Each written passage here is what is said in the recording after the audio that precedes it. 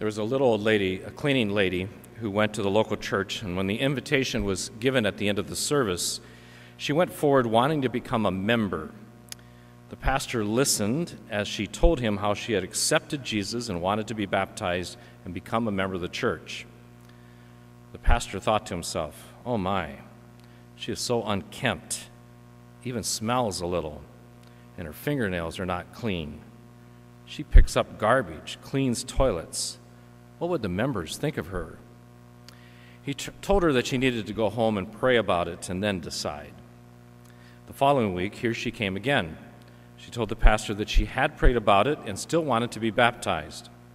"I've passed this church for so long. It is so beautiful, and I truly want to be a member." Again, the pastor told her to go home and pray some more. A few weeks later, while eating out at the restaurant, the pastor saw the little old lady. He didn't want to think he was ignoring her, so he approached her and said, "I've not seen you for a while. Is everything all right?" "Oh, yes," she said. "I talked with Jesus, and he told me not to worry about becoming a member of your church." "He did?" said the pastor. "Oh, yes," she replied. "He said even he hasn't been able to get into your church yet, and he's been trying for years."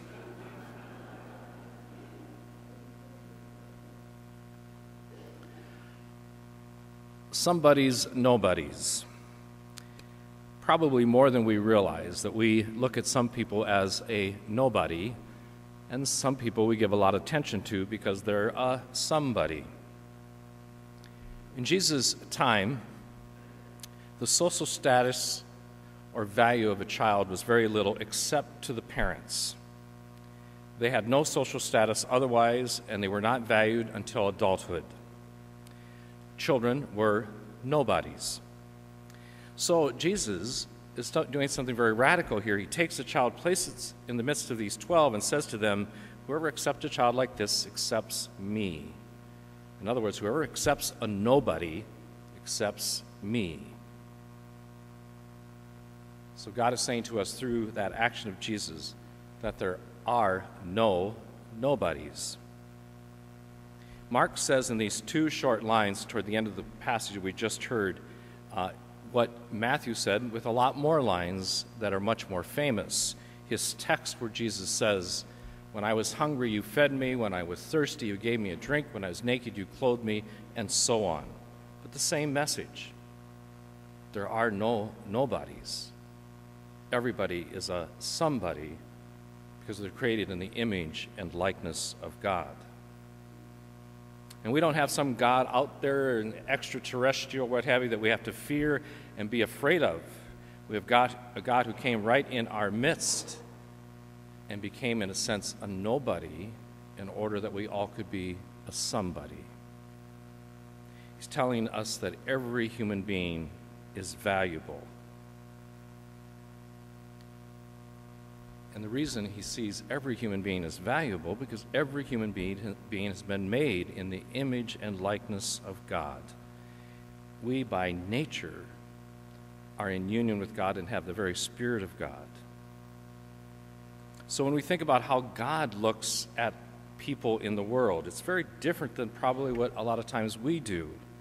God does not sort out and measure people by how much money they have or what kind of position they have in a company or whether they have, 5 degrees or whether they're skinny or heavy or their house is a really small house or they have a 3-car garage and a beautiful home. He doesn't see any of that. That's absolutely worthless to him. What he sees is inside, that everybody is a somebody, and there are no nobodies. So Jesus, if we feel perhaps that we are a nobody, know that he puts his arms around you and says, "Whoever receives you receives me." We have a lot of people that think they are nobodies. I think of how often I hear when I visit with our elderly, they can't figure it out. "I can't do anything anymore. Why am I here?" They think they're nobodies because they can't function like they used to. So somewhere along the line, they got the message that you're only valuable if you can do something. Our value is on who we are in God, a son and daughter of God. There are many people who we might view as nobodies because they have dementia or they have disabilities of some kind or another.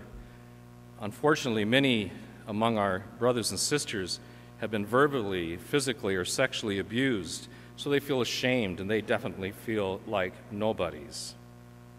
There's countless refugees and immigrants who are trying to escape violence and poverty, and they wonder, who cares? Are we just nobodies? And the list could go on and on. It's a very short but powerful message this evening. Jesus taking that child, a nobody in his society, and saying that child is a somebody. There are no nobodies.